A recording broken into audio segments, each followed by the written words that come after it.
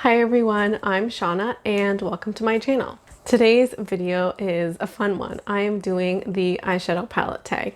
I've seen this going around and I've loved watching these videos from all kinds of creators, and I'm excited to bring you my own version. I wasn't sure if I wanted to do this video first because I do have a smaller collection. I have 13 palettes. However, there's so many of us at home who have smaller collections, and a smaller collection doesn't preclude anybody from participating, doesn't exclude anybody.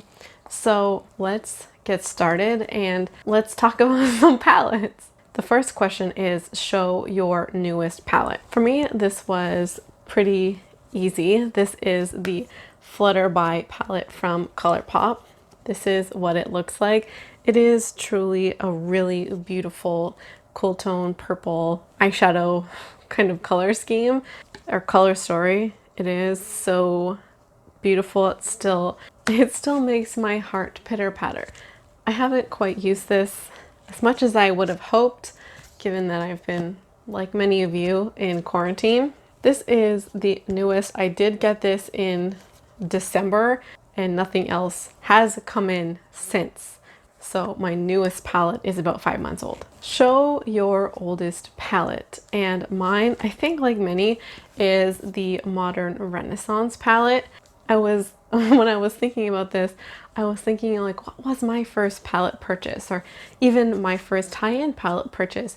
And that was several years before I purchased this one. I did get it pretty soon after it came out. I think this came out, what, in 2016 or 2017? I I tried to get it for a couple of weeks and could not find it anywhere. Sold out online at all of the local Sephoras near me, and I finally got my hands on it probably about 2 months after it launched, and I really love it. Number 3 is your most expensive palette, and for me this is the Huda Beauty palette. And funny enough, when I look at my palette collection, there are only a handful of palettes that I have purchased from Sephora or at higher ends. I only have 3 total. The majority of my palette collection is more budget. So this is the new Nudes palette. It's a pretty color story. And I have loved this mauve kind of color story for a few years now. And that's something about my preferences that hasn't changed. Number 4 is your most affordable, and this is the e.l.f. Rose Gold palette. I think this is somewhere between $6 and $10 if I'm not mistaken. e.l.f. is generally more affordable than ColourPop for me, just because something might appear as $9 or $12 on ColourPop's website and then conversion always makes it more expensive. So here's the interesting thing about e.l.f. is that the price at the Canadian drugstore is usually the same as what they retail for online on their American website. So for concealer $6, you can usually get it for $6, if not $7 Canadian, which is a similar price in USD. So you'd be paying $6 USD and I'm paying $6 Canadian dollars. So we are getting a better deal. Anyways, this guy is also fairly a recent addition, probably from November or December, but I really like having affordable palettes, and I think that e.l.f. is definitely going to be the way to go, at least for me, if I'm looking for an affordable palette in the future. Next is your everyday palette, and this is the Tartelette in Bloom. I did have a bit of trouble deciding. The way that I chose this guy is if you were in a rush and you had just about 2 minutes to do an eyeshadow look, what palette would you pick? And I would pick the Tartelette palette. This, if I'm gonna go, let's say, teach or something, I do want a neutral look, and if I'm not picking from my singles, then I would probably pick this. And often when I'm teaching, I'm waking up really early and I don't have time to spend blending out eyeshadow. And as much as I love Modern Renaissance, it is a trickier formula, more difficult to blend than, let's say, a Tartelette palette.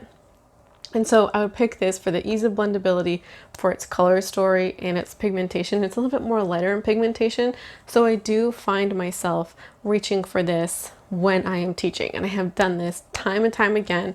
It's definitely really easy to work with, and that's what I really like. And I have used this as an everyday palette.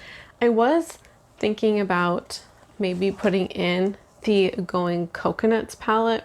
It has a little bit more pigmentation, so it wouldn't be great for like a really quick look, but totally for a one shadow look, and the color story is neutral and definitely something else I would use if I wasn't picking up the Tartelette palette. And I think my feelings about this palette are a little bit different than a lot of people because I purchased this pretty late. I think I purchased this last summer in 2019. I didn't buy this for a long time because I thought it was so basic enough that I didn't need to buy it, but it has definitely filled in that everyday kind of hole in my collection.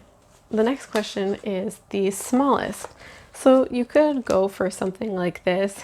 It is, I guess, technically smaller than some of the other palettes, but it does have shades. It does have more shades than ColourPop. It has 10 shades, whereas the ColourPop 9 pans have 9 pans. So I do have several of these 9 pan palettes. I believe I have 4, so all of them would be equal in size, or all equally as small. But yes, one of these, I guess. And my biggest palette is the Huda palette. So this has 18 shadows. The next biggest would be 14 with the Modern Renaissance. I think that's one of the reasons why I try to justify the price, is because you have 18 shadows in here, and that's pretty big. The next question is palette with the best memory, and this hands down goes to Modern Renaissance. I saw this question, I immediately went to this palette. There was nothing else in competition. The memory that I most associate with this is a prom do-over. So a few years ago for my birthday, my partner held a prom for us, and we got dressed up and he promposaled me, and it was one of the best birthdays I've ever had. I will insert a picture of me at our little prom somewhere. And that's one of the best birthdays that I ever have. So incredibly thoughtful. So much thought and time went into planning that for me. And I wore this palette on my eyes to that prom. And every time I think about that, I also think about this palette. And it's so special. It was such a special memory. And I also, I went to go look over my shoulder. We both got corsages, and I have since framed them. There are techniques that you can use to like dry out flowers. So I have dried those out, and they are in a box in my room. And it just makes my heart so happy and so giddy. I love it. For the worth the hype, there's a couple of things that I wanted to talk about, and I'm going to tell you what I ultimately chose, and that was the Going Coconuts palette. This was in and out of stock, and it was so hyped on YouTube for several months, honestly, which I think is pretty unusual for a ColourPop launch, because they tend to just kind of come in and out, and there's so many of them, and sometimes I just feel as though it's a blur. They just come and go so fast that we tend to forget about them. But this was popular last year, and again, it was going in and out of stock, and I was trying to decide, do I buy it? Do I use it? Is it worth it? It is a neutral palette. Like, it's plain and simple, and that's why I didn't want to get it. But this is a really great palette. It is pigmented, and all the shadows are great. They're neutral, they work well together, and so I was glad at the time that I bought this. But the other thing I wanted to talk about is the Tartelette in Bloom palette. But I didn't choose this one for a couple of reasons. And this has been out for years, probably at least 5 years. And this, for a time, was hyped. It isn't quite hyped anymore, and not a lot of people talk about it. I bought it last year, not because people were hyping it up, but because people have continuously said that this is a staple neutral palette. And since then, there are palettes that have more pigmentation, that perhaps have more modern color stories than this one, and it's not quite as hyped anymore. I think a lot of people aren't as much of a fan of this formula and even this color story as they used to be. And this hype from when it came out and remembering it and recalling it really played a part in why I purchased this. The next question is not worth the hype. And I have two ColourPop palettes here. I have the Strawberry Shake, and then I also have the Frozen 2. This was really hyped for a really quick moment when it came out. It did sell out, and I 100% bought this for hype. The color story is pretty, but I totally got sucked into the hype and the movie coming out. The color story on this one is one that I like as a color story, and that's why I also bought it. I liked the color story, but I didn't consider it as a color story for eyeshadows, just the color arrangement together. This to me is just not worth the hype, because if you buy something for hype, I feel as though you're often going to be disappointed. The next one is this Strawberry Shake palette. And I use this as a stand-in for the entire monochrome series from ColourPop. And this was, ColourPop has been working on this for, I think, all of 2019 and maybe some of 2018, I can't remember. That was kind of all people were talking about in respects to ColourPop for about a year. These, I think, are still on the website. I haven't been on the website in about 5 months. I'm putting this here because these were just all that people were talking about. It's not as though the pigmentation on this is bad.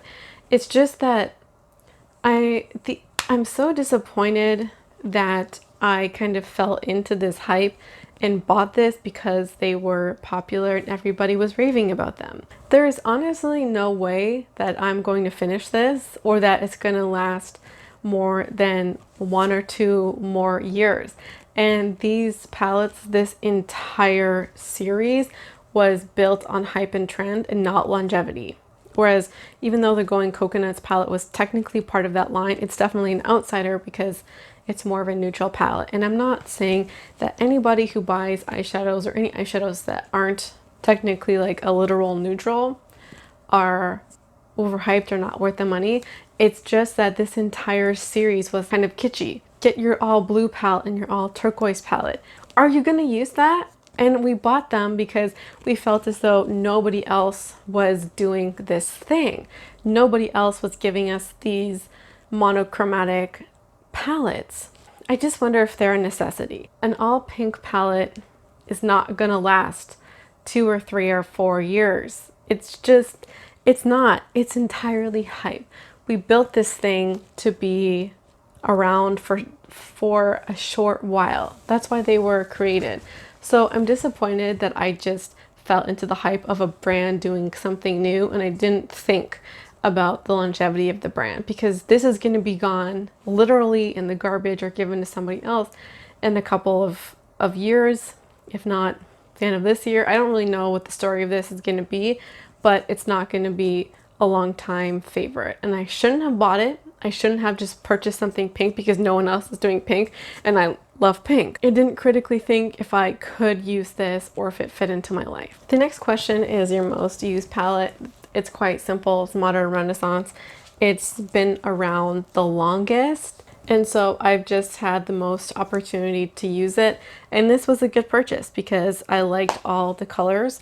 I spent a long time chasing after this, so I had a long time to think about if it was going to be worth it to me or not. So the next question is kind of something I'm taking out of Jessica Braun's book. She added in a couple of questions at the end. The next question on here is, what is your favorite palette from a favorite brand? And I kind of feel as though I've talked about my favorite palettes and I don't want to talk more about ColourPop. It's not a brand that I really want to promote on my channel. The next palette I want to talk about is an underhyped palette, and these are the Physician Formula palettes. These are so good from the drugstore. There are certainly palettes that have come out since, like some of the e.l.f. palettes that have come out since the launching of these two, but these have not received, they were hyped up for a moment a couple years ago, I think like 2018, but ever since then nobody's really talking about them. And all the shades in here essentially like are workable, swatchable. There might be one I think that is not, I'm not a huge fan. These are all generally pigmented and the color stories on both of these are really nice. I like them both. They are both extremely pretty and they have, to me, workable, captivating kinds of color stories. I want to see more from Physicians Formula in less bulky packaging. So I feel like a lot of us have these palettes and I think this could be a really great time to dust them off and to try them out again because I do really like them both. So that's the tag video. Those are all of the questions.